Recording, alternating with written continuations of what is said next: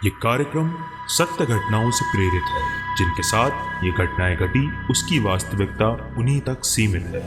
भूत प्रेतों के होने पर ये चैनल कोई दावा नहीं करता है और ना ही उनका प्रोत्साहन करता है। कभी कभी वो रात और वो मंजर याद आता है तो मेरा दिल दहल जाता है। आखिर वो क्या था? वो महज रोहन का कोई ख्वाब था या हकीकत, जिसे रोहन आज तक भूल नहीं सका। जब कभी भी वो हादसा याद आता है तो खौफ के मारे आज भी रोंगटे खड़े हो जाते हैं। उस रात की सारी घटना आंखों के सामने एक फिल्म की तरह चलने लगती है। भयानक अंधेरी रात, ऊपर से सुनसान इलाका, बड़ा सा फैला हुआ कमरा, फिर ड्राइवर की लाश का यूं मिलना। न जाने उस रात क्या होने वाला था, लेकिन उस रात रोहन और उसका परिवार कैसे बच गया। अगर वो न होते तो शायद रोहन भी उस ड्राइवर के साथ अपनी जान गंवा बैठता। नमस्कार दोस्तों, आप सुन रहे हैं द हॉरर शो। लगभग 20 साल पहले की बात है। रोहन अपने परिवार के साथ बीकानेर घूमने गया था। रोहन और उसकी पत्नी दोनों बीकानेर के लिए घर से निकले। वहां पहुंचने के बाद उन्होंने 2 दिन में पूरा बीकानेर घूम लिया, लेकिन रोहन के पास अभी भी 2 दिन की छुट्टी और बची थी, तो उसने सोचा क्यों ना खिमसर भी घूम आते हैं। रोहन ने वहां से खिमसर के लिए बस से जाना ठीक समझा। करीब रात के 8 बजे बस बीकानेर से खिमसर के लिए रवाना। रोहन और उसकी पत्नी अपनी अपनी सीट पर टेक लगाकर बैठ गए। हिना तो सो गई थी, लेकिन रोहन को बीच बीच में हल्की हल्की झपकी सी आ जाती। ऊपर से वो जगह वीरान और अनजानी, फिर वो बस भी बहुत अनकंफर्टेबल थी। ड्राइवर को भी शायद बहुत जल्दी थी खिमसर पहुंचने की, इसलिए वो भी बस को बहुत स्पीड में भगाए चला जा रहा था। अंदर से डर भी लग रहा था कि वो बस को कहीं ठोक न दे, क्योंकि अंधेरा बहुत था, साथ में सुनसान सड़क के किनारे जिन पर ना कोई घर दिख रहा था और ना ही सड़क पर कोई गाड़ी। बस के अंदर कुछ लोगों ने ड्राइवर को टोका भी कि बस धीमी चलाओ। कुछ देर तक तो उसने बस को धीमे चलाया, लेकिन फिर कुछ देर बाद उसने फिर से बस की स्पीड बढ़ा दी। लोगों ने फिर उसे टोका तो ड्राइवर ने पलट के उन्हें जवाब दिया, अंकल जी, जो मैं कर रहा हूँ वो बिल्कुल ठीक कर रहा हूँ। मैंने सुना है कि ये इलाका अच्छा ना है, बहुत ज़्यादा खतरा हो गए हैं यहाँ इस जगह, और हम इस इलाके को जितनी जल्दी पार करके आगे बढ़ जाएं उतना अच्छा है। ड्राइवर की बात सुनकर सबने कहा, चलो ठीक है, जान है तो जहान है। बस तेज स्पीड से आगे बढ़ रही थी कि तभी अचानक बस का थोड़ा बैलेंस गड़बड़ा और बस थोड़ी दूर जाकर रुक गई। अब सब सकपका गए थे कि अचानक ये क्या हुआ।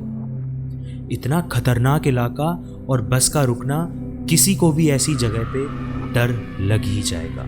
ड्राइवर ने अपनी टॉर्च जलाई और बस के नीचे उतरा तो उसने देखा कि बस के पीछे के दोनों पहिए पंचर हो चुके हैं और बस में एक्स्ट्रा स्टेपनी भी नहीं है। अब क्या किया जाए? सभी सोच में पड़ गए। रेतीली अनजान जगह, अमावस की गहरी काली रात, जंगली जानवरों का डर और बस का यूं खराब हो जाना, सबके तो जैसे होश ही उड़ गए थे। अब क्या करें और क्या ना करें, किसी के कुछ भी समझ नहीं आ रहा। तभी ड्राइवर को थोड़ी दूर एक रोशनी दिखाई दी। उसने सबसे कहा कि वहाँ रोशनी दिखाई दे रही है, हो सकता है कि वहाँ कोई गांव हो, चलो सब वहाँ चलते हैं, शायद रात भर के लिए कोई सुरक्षित जगह मिल जाए। अगर एक कोठरी भी मिल गई तो सब वहाँ एक साथ बैठकर रात तो गुजार ही सकते हैं। सबने ड्राइवर की बात से सहमत होकर सबने अपना अपना सामान उठाया और रोहन और उसकी पत्नी के साथ साथ वो लोग रोशनी की ओर चल पड़े। जैसे ही वो सब उस रोशनी के नज़दीक पहुंचे तो उनको एक बड़ा सा लॉज दिखाई दिया, जिसे देखने से लग रहा था कि वो कोई बहुत पुराना लॉज है, जहां भूले भटके मुसाफिर ही रुकते हैं। सब लॉज के दरवाजे के बाहर खड़े हो गए। ड्राइवर ने हिम्मत करके दरवाजे की सांकल खटखटाई। एक बहुत ही बूढ़ी औरत ने दरवाजा खोला। उस औरत ने गले तक घूंघट कर रखा था और पैरों में पुराने जमाने की ऊंट के चमड़े की बनी मोजड़ी पहन रखी और हाथ में एक बड़ा सा लठ ले रखा था। वो और उसका पहनावा बहुत ही अजीब लग रहा था। तभी ड्राइवर ने बड़ी हिम्मत करके कहा, काकी साहब बस पंचर हो गई है। हम सबको रात गुजारने के लिए अगर आपकी लॉज में थोड़ी जगह मिल जाती तो बड़ी मेहरबानी होती। उस कोठरी की मालकिन बोली, डरन की कोई जरूरत ना है। यो लॉन्च तो मैं भूला भटका मुसाफिरा खातर ही बनायो है। मेरो नाम अमरावती है और मारा पति रो कुंवर सिंह है। वे भी अठे रेवे है। मैं दोनों ही मुसाफिरा को ख्याल रखा हाँ। थे सब लोग भीतर पधारो। जो मार दोनों से बन पड़ेगो वो मदद में थाकी करेगा। ड्राइवर ने उस बूढ़ी औरत को धन्यवाद कहा। बोला, बड़ी मेहरबानी जो इस अनजान जगह में आप हमारी मदद करने को राजी हो। अमरावती बोली, इमा धन्यवाद की क्या बात है, वो तुम्हारा फर्ज है। मारा को तो घनी खुशी हुई जो थे सब लोग अठे पधारा। यो रहो पानी से भरो मटको और यह बड़ा सा डलिया में पूड़ियाँ रखी है और ई बड़ी सी बाल्टी में आलू की तरकारी होवेगी और यो रहो पत्तल और थे सब लोग आपनो आपनो खानो परोस लो। सब औरतन मारे साथ आओ और सब मर्द मारा पति रे साथ जाओ। सब जल्द से जल्द खानो खा लियो और जिन्हें जिन्हें 12 को काम है वो भी निपटा लो। 12 बजे के बाद कोई भी बारे ना रहेगो और ना ही कोई ने बारे जान दियो जावेगो और कोई भी इको कारण ना पूछेगो। सब लोग समय के अनुसार आपनो आपनो काम करके सोने चले जाओ। वहां सबने उन दोनों की सारी हिदायतें मानी और कंबल बिछाकर लेट गए। कुंवर जी ने एक बार फिर सबको बाहर ना जाने की हिदायत दी और सबको सोने के लिए कहा। रात के लगभग 1 बजे के बाद न जाने ड्राइवर को क्या सूझी, उसे बीड़ी पीने की तलब लगी और वो बाहर जाने लगा। कुंवर जी ने उसे बहुत रोका लेकिन वो रुका नहीं। ड्राइवर के बाहर जाने के बाद कुंवर जी ने जल्दी से कोठरी की किवाड़ बंद की और साथ में अलमारी की मदद से दरवाजे को मजबूती से बंद कर दिया कि कोई भी भीतर ना आ सके और सारे रोशनदान और खिड़कियां भी बंद कर दी। कुछ देर बाद बाहर से बहुत बुरी बुरी और डरावनी आवाजें आने लगी। साथ ही में ड्राइवर की भी आवाज सुनाई दी। वो जोर जोर से बचाओ बचाओ चिल्ला रहा था। ये सुन के कोठरी में एक डर का माहौल पैदा हो गया था। तभी कुछ लोग ड्राइवर की मदद के लिए बाहर जाने लगते हैं, लेकिन कुंवर जी उन्हें यह कहकर रोक देते हैं, अगर सब लोग बाहर को गया तो सर्वनाश हो जावे लो। वो शैतान अगर भीतर को आ गयो तो आपनों में से कोई को नहीं बचे लो। सब अपनी जान के बारे में सोचकर पीछे हट गए। फिर कुंवर जी ने सबसे कहा, सब अपनी अपनी जगह पर लेट जाएं। उनकी बात मानना ही उन सब की मजबूरी थी। सबने वही किया जो कुंवर जी ने कहा। 1 घंटे बाद सबको नींद आ गई। वो लोग जब सुबह जगे तो वहां का मंजर देखकर दंग रह गए। सब लोग रेत पर लेटे थे और वहां से लॉज गायब था। केवल उन लोगों का सामान ही पड़ा था।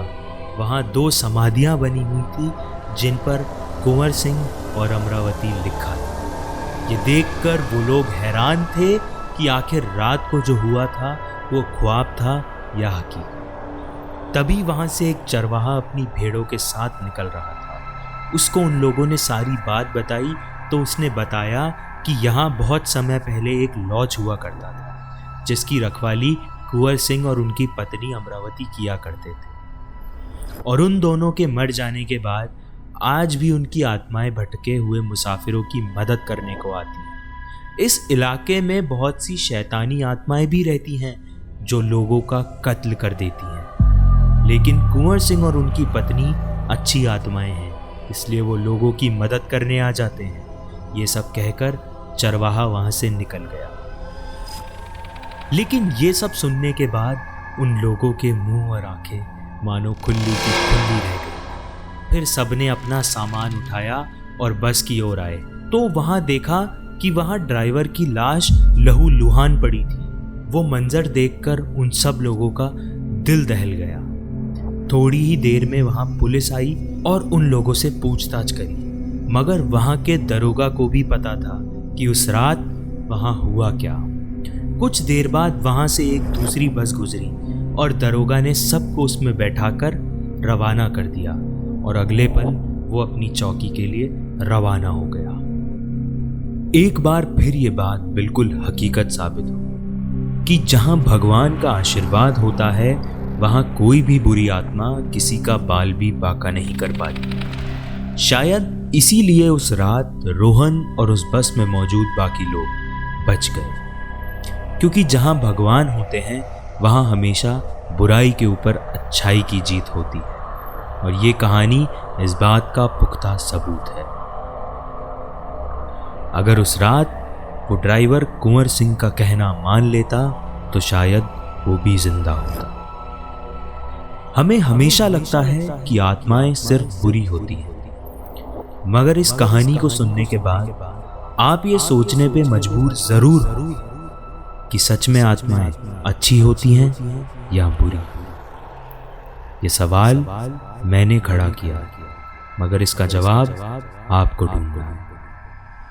आप सुन रहे थे द हॉरर शो। धन्यवाद।